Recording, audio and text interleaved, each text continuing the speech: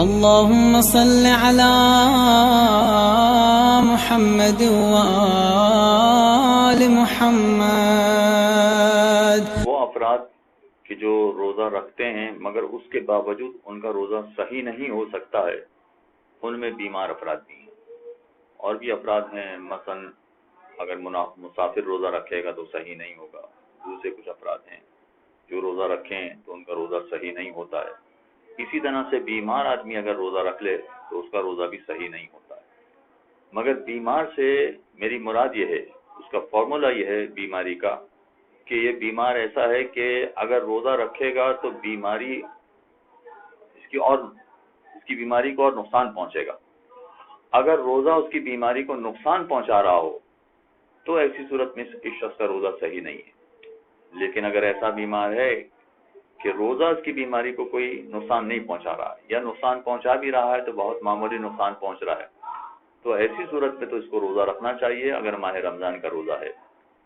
تو خلاصہ یہ بنا کہ بیمار آدمی کا روزہ اس صورت میں صحیح نہیں ہوتا ہے کہ روزہ اس کی بیماری کو نقصان پہنچائے تو اس کا روزہ صحیح نہیں ہے. لیکن اگر بیماری کو نقصان نہ پہنچائے تو پھر اس کا روزے میں کوئی حرج نہیں ہے. اب میں ذرا سی تفصیل اس کے آپ کے سامنے بیان کروں کہ مثلا اس کا روزہ رکھنا اس صورت میں صحیح ہوگا کہ روزہ رکھنے کے بعد اس کی بیماری اور بڑھ نہیں جائے گی.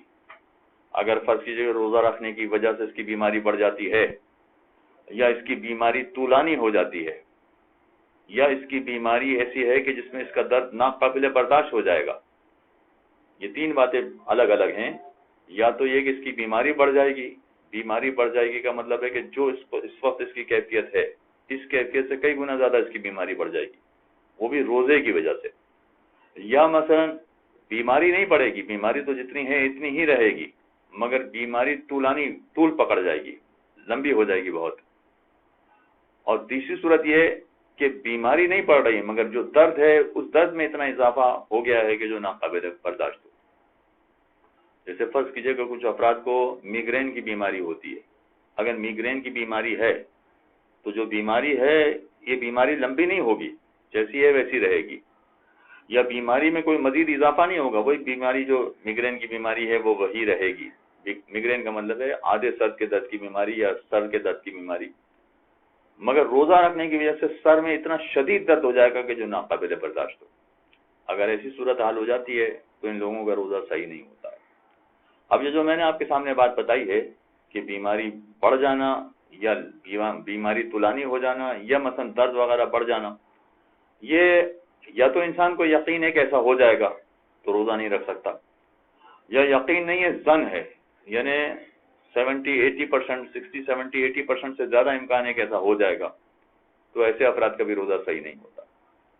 اور تیسرا وہ کہ یقین بھی نہیں ہے، ظن بھی نہیں ہے، مگر خوف ہے. مگر ایسا خوف ہے کہ اگر لوگوں سے بات کی جائے، آپ اپنے ہی گھر والوں سے اگر بات کریں تو لوگ کہیں گے بھئی آپ بیمار پڑ جاتے ہیں بہت، روزہ رکھنے کی وجہ سے آپ کی بیماری بڑھ جاتی ہے، روزہ رکھنے کی وجہ سے آپ کا درد بڑھ جاتا ہے. اگر یہ خوف ہو جو لوگوں کی نگاہ میں بھی وہ خوف صحیح ہو تو ایسے شخص کے لیے بھی روزہ رکھنے کی اجازت نہیں ہے. چنانچہ اگر یہ روزہ رکھے گا تو اس کا روزہ صحیح نہیں ہوگا. ہاں یہ ڈاؤٹ ہے کہ پتہ نہیں ہے اس طرح سے بیماری بڑھے گی یا نہیں، درد بڑھے گا یا نہیں، تو پھر ایسے افراد کو روزہ رکھنا پڑے گا. یا تو یقین ہو کہ ایسا ہو جائے گا، یا ظن ہو کہ بیماری بڑھ جائے گی، یا خوف ہو ایسا کہ جس میں یہ سارے جو آپ کے ارد گرد لوگ ہیں وہ آپ اس کی تائید کر رہے ہوں کہ ہاں آپ کے درد میں اتنا اضافہ ہو جاتا ہے جو ناقابل برداشت ہے. اگر یہ تین چیزیں ہیں تو ایسی صورت میں ایسے افراد کا روزہ صحیح نہیں ہوتا، چنانچہ یہ افراد روزہ نہیں رکھ سکتے. اب آئیے ذرا دیکھتے ہیں کہ ڈاکٹر کی رائے اس میں قابل توجہ ہے کہ نہیں. اگر فرض کریں کہ ڈاکٹر کہے کہ روزہ آپ کے لیے نقصان دہ ہے، تو اگر ڈاکٹر کی بات سے ہمیں یقین آ رہا ہو، ظن آ رہا ہو، یا خوف بھی پیدا ہو رہا ہو کہ جو لوگوں کی نگاہ میں بھی ایسا ہو کہ ہاں صاحب صحیح ہے، ڈاکٹر کی بات ماننا چاہیے، گڑبڑ ہو جائے گی، تو اگر ڈاکٹر کی بات سے یقین یا ظن اس طرح کی کیفیت پیدا ہو رہی ہو تو ٹھیک ہے، پھر آپ روزہ نہ رکھیں.